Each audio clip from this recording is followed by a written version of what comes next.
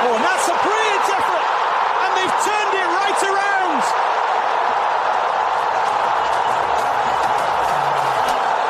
In the space of a few minutes, Saudi Arabia grab control of the game.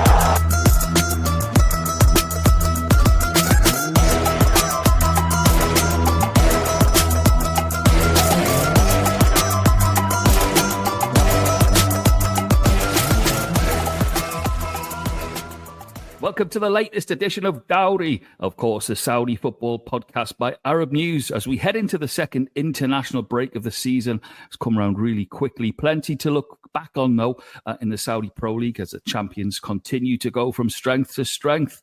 And to look forward to Roberto Mancini's Saudi Arabia. They're playing two hugely important Asian qualifiers, of course, for the 2026 World Cup in the next 2 weeks. So it is all systems go. With me, as always, is Arab News Sports editor Ali Khaled to discuss all the latest results and the news, and there's plenty of it, believe you me. Before we get to the football, though, would like to wish everyone taking part in the 2024 Saudi Games best of luck in their respective fields and competitions. The Games, of course, is the Kingdom's biggest national sporting tournament, with clubs and individuals taking part in almost 30 different sports. Okay, now to football, Ali.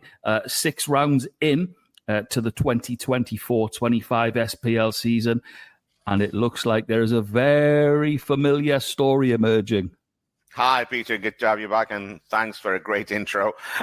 Yes, it is very familiar. Yeah, Al-Hilal have beaten Al-Ahli in the weekend's big game, 2-1 in Jeddah.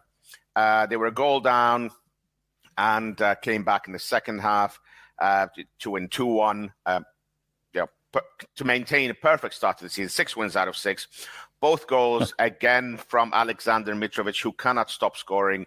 I've mentioned all of last season and in the early weeks of the season, while Cristiano Ronaldo continues to be sort of the biggest star in the league, for me, Mitrovic has been the signing of last season and continues to be the best signing that Saudi football has made. Absolutely incredible consistency.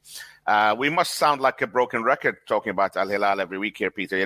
Again, 18 points out of 18. This is the continued dominance, carrying over from last season, which, of course, had a record-breaking winning streak. There's an interesting record going on as well, which our guest will mention. He mentioned it to me a few days ago, which is continuing as well. So we'll mention that. As for Al-Ahli, after a bright start to the season, they've now dropped to 10th in the table with only 7 points. I remember that opening day, there was a 4-2 win a few weeks ago and an opening day win, but things have gone wrong. They lost in the Champions League as well. The pressure is rising in Jeddah, and this is not, it's a very inconsistent start now, it's not just a couple of blips. It's disappointing. Of course, you have to put in context of it is against Al-Hilal. Probably not many people expected them to win, even at home. But yeah, to be 10th after 6 matches with only 7 points it's not a great look. And yeah, look, Peter, you said it's a very familiar picture. With the two sort of main challenges, it is a very similar start to last season. Again, apart from the obvious, which is Al-Hilal topping the table, Al-Ittihad are second after a 2-1 win at Al Ukhdud. If you remember last season, they had also started brightly in defense, of their title, because they were champions, of course, the previous season. But then their title defense went seriously off the rails. But this year, they've had a similar start to last year, another good start. It's 5 wins out of 6 as they stay in second. Of course, their only defeat did come to Al-Hilal. Needless to say, Karim Benzema seems rejuvenated, and Hussam Aouar has hit the ground running. Both scored again at the weekend. Both the 2 goals. Last year it was said it was a poor title defense from Al-Ittihad after a good start. We really hope that they, these two maintain the force, as do the rest of the team. Of course, I think having a strong Ittihad in the title race, it certainly adds to the excitement of the season, regardless of what happens elsewhere. Al Nassr, we get, of course, again, our guest will talk more in details about Ittihad Al Nassr, but just quick word about Al Nassr. Again, just like last season, took them a few matches to get into their stride, and very similar this time around. After a couple of draws, they defeated Al Aruba 3-0 this weekend, thanks to a penalty from Cristiano and 2 goals from Sadio Mane. If these two can keep up the goals, which we expect them to, it's very likely Al Nassr will be the main challengers again. We'll wait to see what happens with Jihad, but we expect Al Nassr to get into their stride and be the main challenger. There was, a bit of a reality check elsewhere. The disappointment for E45, lost 1-0 at home to Al Rad. Once again, Peter, we've mentioned it many, many times, the lack of firepower up front for Gerard's team. When Moussa Dembele isn't firing, the others haven't really stepped up. So that'll be a massive disappointment to I know they lost 3-0 to Nasser recently, but this is 1-0 at home to Arad, would sting. Also disappointing results for Aramco-owned Qadsiya, who lost 2-1 at Riyadh, and Al-Shabaab, who lost 1-0 at Damak, although Shabaab do stay in 4th for now. So a decent start for them, for the Riyadh club. As you said, Peter, a familiar picture is emerging at the top with the usual suspects in the top 3 places. Great stuff, Ali. Great roundup, although I do feel that we could probably play last season's roundup at this stage of the season from that same podcast equivalent episode, and it would sound the same. But with a couple of additions, of course. I'm looking at Qadsiya, I wanted them to be the sort of the new entertainers. So a poor result for them, but I'm sure they'll bounce back. I've got my eye on them. Okay, as you said, it's time to bring in our guest for the week to analyse these results with you, of course, and look forward to the World Cup qualifiers. It's Middle East football expert John Duerden. John, always a pleasure to welcome you back to this show. How are you? I'm very well, thank you, Peter. How are you? Great to be here. Very well, very well. I know I can see for our listeners, Ali Khaled, the sport editor, has got a list as long as his arm, and I've got that list of questions for the discussion points. And let me just say before I hand over to Ali, it is fascinating that the podcast continues to grow because of the football and because of the names and the excitement that this league is creating. And it's pivotal that we can get people on like yourself to discuss it. So enough of me, gentlemen. Take it away, Ali and John, for you. Hi, John. How are you doing? I'm great, Ali. How are you? I'm very well, thanks. I know it's been a busy time for you, watching all the late games. We'll start with the late game from last night and the latest game in the Saudi Pro League, the big one. Al-Hilal beat Al-Ahli 2-1. What was your take on it? And I know you have an interesting stat for us as well. Yeah, well, amazingly, Al-Hilal have now scored in every single of their last 69 games, which is quite incredible, really. But as you mentioned in the roundup, they're a record-breaking team with the winning streak last season. I think it's now in the last 42 league games, they've won 39 and drawn 3, which is just. What can you do in the face of that? Really? It's just steamrolling the way to the title last season, and the signs are not good for the rest of the league this season. It's just last night. As you mentioned, Ali took the lead quite early on. In some ways, Hilal don't look quite as strong defensively this season. They've already conceded 6 goals in 6 games. Not terrible, but a goal a game compared to last season. They only managed 23 and 34. So there is some hope. And the goal that Ali scored was a simple ball over the top from Al-Barakan. Vega sprang the offside trap. The defence was a little bit slow, a bit of a high line that were playing, and he got past Bono, who had 1 or 2 dodgy moments, and he scored a great goal. His celebrations were a bit wild, and I think perhaps he came to regret that. He was shushing the crowd and doing a Bellingham-style arms outstretched celebration. And in the 12th minute against Al-Hilal, that's always a little bit asking for trouble, and that's what turned out to be the case, because from then Hilal with a better team deserved to win. You mentioned Mr. Vikan last night, who was a man on a mission. He was just the best player on the pitch, and it was clear he was going to score. He could have had a hat-trick, maybe more. He just kind of bullied the Ali defence and looks like a top-class player in great form and really enjoying his football and just so dangerous in the air, on the ground. He also makes things happen. He upsets defenders. And yes, with him, it's amazing that, in many press conferences, Jorge Jesus is asked about Neymar coming back from injury. He doesn't seem that concerned about really, because without him, they couldn't be any better because they just win every game anyway. So why would you be desperate to get him back? John, you mentioned off the air earlier to me,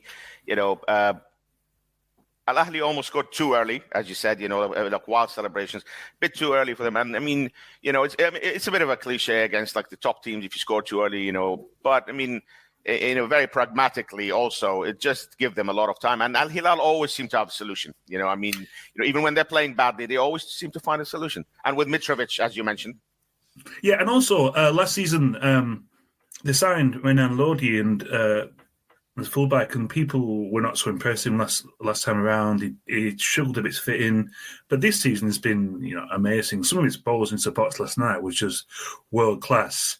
One of them was scored by Mitrovic, the other one was ruled out offside, but which was scored too, and just delicious delivery into the box. And going forward, and Cancelo also is playing a bit further forward last night, and he's just a class player, settled in so quickly in Saudi Arabia. So you just wonder, and the question is, I think, not who can stop Al-Hilal, but can anybody even challenge them? I think that's the question this season is, can anybody push them at all? Because, at the moment, as we've mentioned many, many times before, they always find a way. And last night, they were the better team. But even when they're not the better team, they still find a way. And it's looking very ominous for the rest of the league. Even maybe like you mentioned, Etihad and Al Nassr look maybe a bit more ready to challenge this season, but are they good enough to beat Hilal? And I think all neutral fans will be hoping Hilal go far in the Asian Champions League, and maybe that could be a thing that can distract them a little bit. But yeah, at the moment, 6 from 6, looking very good indeed. Interesting comments earlier this week, John, by Al-Hilal coach Jorge Jesus about the Premier League and how comparing Al-Hilal, where they would be in the Premier League. Tell us a little bit about that. Yeah, I think obviously he asked in the press conference about how his team would do in the Premier League. He actually said he didn't think the Premier League was the best. You mentioned some of the top European leagues has been a bit stronger, which is interesting.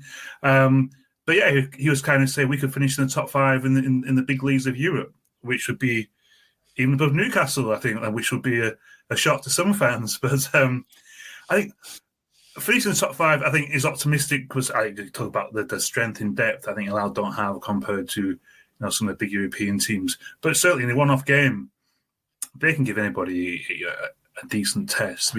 Especially look at the players they have who are playing well.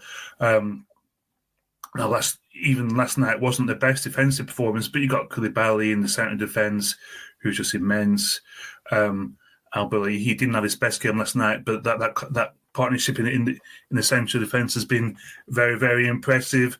They've lost Abdul Hamid to Roma, which is I think a slight blow. Al-Shirani hasn't quite.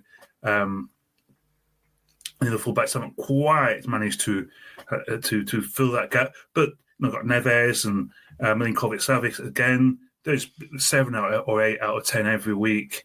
Khoysam Al-Dawri is consistently excellent, and you got Mitrovic scoring goals, and it's just an all-round strong package that, especially if you played at home, they could beat anybody. Yeah. Well, moving on to Etihad, you mentioned there, of course, Etihad and Nasser. Are they really good enough to go? We'll talk about both of them very quickly, but Etihad, again, like last season, a good start. Benzema does seem a little bit happier, seems a little bit rejuvenated. And, of course, now we've got Hussam Aouar, Those two do look on form now, John. Yeah, I think last season Benzema had injuries as well. There's all kinds of reports of not quite getting on with the coaches. I think this season we wanted kind of more of a quiet start, and the focus very much on the football. And I think what was interesting is they won every game apart from, of course, the defeat to Hilal. But even losing to Hilal, they've bounced back really well, I think. And just kind of motoring along nicely. It doesn't seem to affect them too much. And when you have Benzema, who's looking good and fresh and scoring goals, he's scored 7 goals already. So it means, I think, overall, they're going to be like, I think, Al Nassr, who can beat the other teams in the league. And I think that will keep them in contact with Hilal. But again, always comes back to, can they win the big games? Because this is what everybody has to do, and it's very, very difficult against such a strong team. Similar thing with Al Nassr, really. Last year they were the only title challengers, really, and until the last few maybe month of the season where they dropped off. This year, again, they alongside Al-Ittihad, they'll be the ones we look to for a challenge. We talk every week about Cristiano Ronaldo and his continued influence, but Mane scored a couple of goals. He looks sharp as well. He looks in the same way that Benzema looks a little bit happier. I think maybe Mane will have a slightly better season. Can, Mane be a bit of a difference maker? And again, of course, we're talking about challenging here, What do you think, John? Yeah, and I think interesting that last night, this round, there's some good combination play between Mane and Ronaldo. And it's looking very sharp indeed. It's interesting that last season you have Ronaldo playing well with Anderson Talisca, who's not been quite as effective this season, but now Ronaldo and Mane are looking very dangerous because Ronaldo can do everything. So if you've got a player like Mane who's coming into the box a bit later, he's got the finishing, he brings other players into the play as well. I think it's a very exciting proposition. And also what we've seen last season, the points total they managed was very impressive in the end, but what we did for them was defensive mistakes and errors at the back. The change of coach this season, they have the best defensive record in the league, only 3 goals conceded. It's half of what Hilal have done. So I think that is very, very encouraging considering the attacking talent they have. So I think compared to last season, look more compact, more cohesive, more solid. I think that gives the platform for, I think, the attacking players to do their stuff in the knowledge that, the defence is there behind them, which wasn't quite there last season, I think. So, John, moving on to the international break, which we're already into, some massive World Cup qualifiers coming up over the next 10 days or so. For Saudi Arabia and Roberto Mancini, it couldn't get tougher. But also, I think 2 games that they will be looking forward to because they are playing the team that is exactly above them, Japan, and the team that's right behind them, Bahrain. Exciting time. Obviously their last qualifier they won in the last in almost stoppage time. So the picture's slightly more positive. Do you think they'll be really looking forward to these 2 games? Get a couple of wins and things start to look a lot better. Well, yes. 2 wins will be amazing and put them in a very strong position as considering top 2 provides automatic qualification. I think the last game in China was in some ways could it be a turning point for Mancini in charge? They were a goal down and a man down quite early on. And of course, China are not the best, lack confidence, but it was a game they had to get something from, really. And there's 50,000 loud home fans, but Saudi Arabia came back and fought and managed a 2-1 win. But I think Mancini needs a bit of a statement performance and result against Japan. Japan are the best team in Asia. We knew that anyway, but 7-0 at home to China and then 5-0 in Bahrain. We've just come off, a 1-0 win in Australia. These are impressive results. Now, I think, of course, a draw, I think, would be a decent result at home. But, last time around in qualification of 2022, the Saudis beat Japan at home. I think should be worried, maybe don't give them too much respect. And I think it's a real chance to Mancini, who I think many people believe it's a bit of a negative atmosphere around the team. There's lots of excuses about, players not playing and the standards at home. But I think this is a chance to really go out and try and get the win against a really good team and perhaps show that this is my team, the way I want to play, and move forward from there. But it's going to be very, very tough, that's for sure. Yeah, obviously playing at home will help. Yes. That was, as you said, the match in China, was attritional. They went to man down. They were, and it in a way, it was a very Mancini performance, backs to the wall. He'll be happy with that. But now you've got a game at home against Japan. Of course, the game against Bahrain a few days later is also at home, So, how do you see that as well?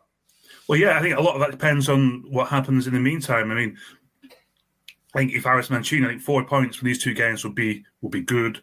Realistically, I think Japan is very, very difficult. I think Bahrain's a must-win just because you have to win these games at home. Bahrain have shown, who knows, because as I said, they won in Australia. That was a bit of a smash and grab, but they counter-attacked very, very well and looked dangerous on the counter.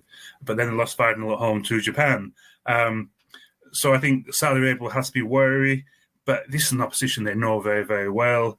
So this is the kind of game with the players they have, and just Mancini as coach saying you have to be winning really, but respect Bahrain, but you have to win those games. You want to finish in the top two. Yeah, you mentioned Australia there, John. That's, we've almost forgotten about them with their bad start. Only 1 point from the first two games, and plays a little bit into both Japan and Saudi Arabia's hands, maybe Bahrain as well.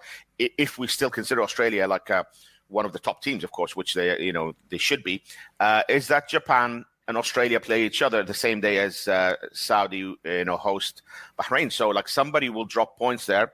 Very likely that will be Australia, with Japan, being the form team. It could really leave Australia, badly trailing in that. And again, if as long as Saudi Arabia avoid defeat to Japan, maybe beat Bahrain, and Australia drop more points, it looks more and more positive. Yeah, and Australia have a new coach. I think Tony Popovic, who Al-Hilal fans will remember as the coach of Western Sydney Wanderers, who won the Champions League final in 2014. Almost feels like that's the last time Hilal lost. But yeah, I think you're right. If the Saudis can take 4 points in these two games, it means that Australia will have to get something in Japan, regardless of what happens at home to China, which they should win, to avoid falling further behind. And given that next month the Saudi Arabia will play Australia, if Mancini has a real gap, it puts all the pressure on the Australians to get the points in that game. We're going quite far ahead, but yes, I'd be very surprised if Japan didn't beat Australia at home. But which means a good result against Japan, and then Bahrain really to put Saudi Arabia in a very strong position. Yeah, John. So many other Arab teams, of course, taking part in the show. We don't have time to go into all of them. Just pick up the bunch maybe for you. We always keep an eye on the UAE as well. Well, I think Group B is interesting because there's 5 Arab teams out of 6. The one that isn't is South Korea, and they go to Jordan. Of course, remember it's a rematch of the Asian Cup semi-final when Jordan beat the Koreans 2-0 and was a fantastic performance. Both teams have changed coaches since then. Koreans don't have Son Heung-min, who's injured. Iraq, Jordan, and Korea is all level on 4 points. Then after Korea play Jordan, they race home to host Iraq. So this is a very, very crucial few days in Group B. And also Oman host Kuwait, and Oman have lost both their games. Kuwait have 2 points. And Oman have to win, I think, in that game. I think otherwise they're going to get adrift to the bottom. But you mentioned, of course, UAE playing North Korea at home. A decent start for UAE, of course, winning in Qatar, losing narrowly in Iran. But a win at home against the North Koreans puts them in a very strong position. They'll be at least, because Iran, the top 2 play should Iran and Uzbekistan, so they can really make ground on that. North Koreans have looked quite impressive so far, surprisingly. They got 2-2 draw with Qatar in the last round and looked quite good. So that will be really one to watch, but a very difficult game. The UAE coach, Bento, he should know a bit about North Korea after his time in South Korea, so that should be a very, very interesting match. Fantastic stuff. Thank you so much, John. Always a pleasure to have you. My pleasure too. Great stuff, John. As usual, I'm going to put you on the spot, so just wind back there. I'm going to get your predictions for Saudi's 2 games, 2 hugely critical games. So if you can give us a prediction for Japan first up, and then the Bahrain games for Saudi. I think the Japan game, will be 1-1, and then 3-1 against Bahrain, I think, a home victory. said with such conviction. Great stuff from the one and only John Duerden. Great to see you, John. Ali, same question for you, please. I mean, I think, the way Japan play and what John was saying earlier, I think a draw is a very likely result. I mean, that's a really good shot from John. However, I'm going to be a little bit positive. I think, maybe the China game was a bit of a turning point. At home, they're going to get a big crowd behind them. I know that, they must know, of course, that what a win would mean here. And I think Saudi Arabia 2, Japan 1, and then Bahrain, I'll go for Saudi Arabia 2, Bahrain 0. So great stuff. Maximum points. Maximum Saudi. Points from Ali Khaled for our own greens. Great stuff. That's it for another episode of Dawri. Best of luck to Saudi Arabia and all the Arab nations, of course, and indeed to all your teams, whoever they may be, taking part in the World Cup qualifiers. We'll see you on the next edition of Dawri.